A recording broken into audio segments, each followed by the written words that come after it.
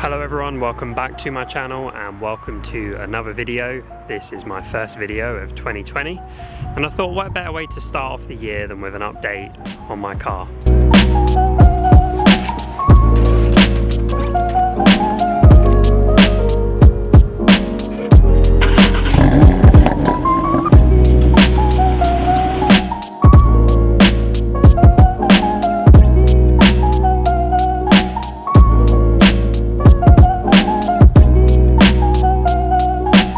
Okay guys, so let's begin by talking about the car in some more detail. We'll do a quick walk around of the car. I'll show you the bodywork. And I've made a couple of update videos. I've made a 20,000 mile update video. I made a 35,000 mile update video. And in both of those, I did talk about things like tires, fuel, servicing, oil changes, and how much all of those cost. So if you're interested to learn more about how much this car has cost me, then go back and watch those videos. And if you want a true up-to-date 2-year figure of how much this car has cost me exactly, then I will go and calculate fuel and all that jazz.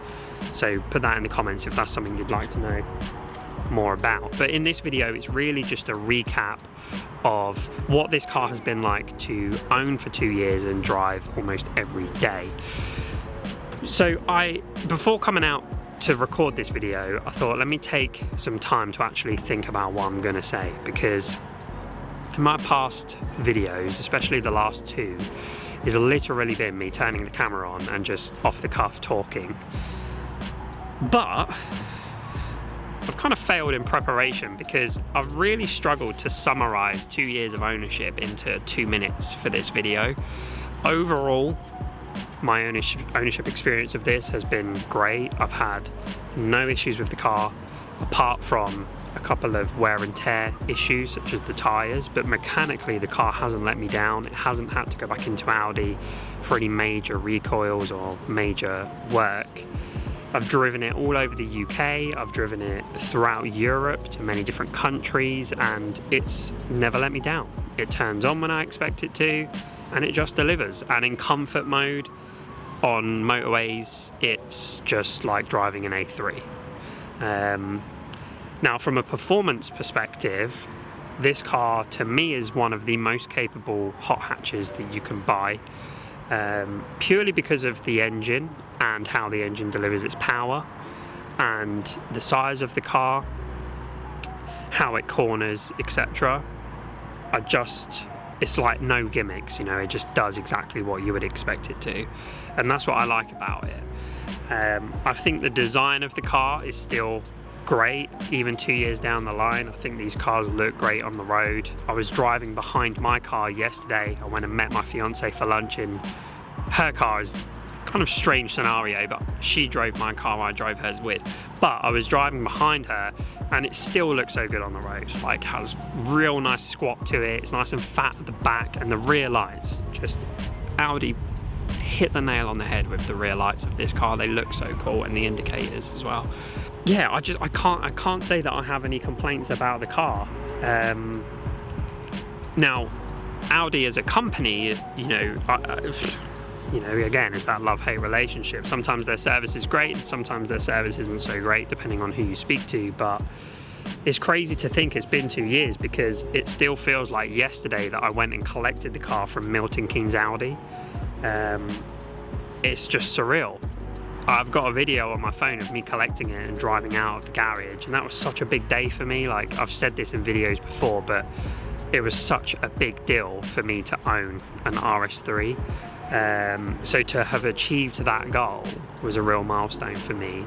And now we look to the future in this year and begin to think about, you know, going into my 3rd year of ownership. Do I keep the car for a longer term, or do I think about replacements, and if so, what will those replacements be? Now, I have made videos where I've alluded to possible replacements, one of which was the RS6. I went as far as reserving a build slot, and I was fully intending on buying one, and that was going to be my replacement. Now, I cancelled that order, and the reason I cancelled the order was because of the cost of the car. Just being completely transparent, it's a little out of my budget for that car. Spec'd, it's about 115 to 120,000 pounds, and it's just too much for an RS6, especially as we know there will be a performance variant in 12-24 months, and the depreciation of RS models, unfortunately, they do depreciate like all other Audis do, and the type of miles I do just accelerates that process. So I don't want to be putting 10-20,000 miles on a car and it depreciates even quicker. Now, I did think about putting 25-30k into the car as a buffer to kind of almost protect me from the speed of loss, but ultimately it come down to the depreciation being a factor, the size of the car, which may sound odd. I don't necessarily need another big car because we already have a Range Rover and that does everything we need it to family wise. So of course the RS6 is not just a family car, but the size of it, you know, parking it on the drive, etc. These are all things that I needed to be sensible about. And also, when you think about, okay, 25-30k as a deposit, where you could put that money is where the doubt kind of becomes a bit more concrete, because I could put that same amount of money into, say, an R8 or another supercar. I've been looking at McLarens like every other day on Auto Trader. I'm obsessed. And the mixture of that just made me think, right, I just don't need to rush into it. I'll take my time, I will wait and find the right car, and when I'm ready to, I'll then, you know, put the money in, invest, and have the supercar that, you know, I dreamed of owning. So we're nearly there. I'm hoping that this year will be the year that I achieve that. So for the time being, I'm going to be keeping this car for a longer period of time. And as I mentioned in my previous video, my 2019 wrap up, if you will, I'm not going to be kind of making all of my videos about this car. I do want to diversify my content, so you will see less of it, but just know in the background it will be there, still a beast. So let's just do a quick walk around of the car before we lose all of this daylight. Bodywork wise, it's perfect. It is a bit dirty, so you're not going to be able to tell that the bodywork is in good condition, but there are no horrific stone chips, no scratches, no marks of any kind on the paintwork. So when it's clean, it looks really good. It still looks new. The only thing I do have is a mark on this wheel here, which, you know, broke my heart. I mentioned it. Curbed the alloy.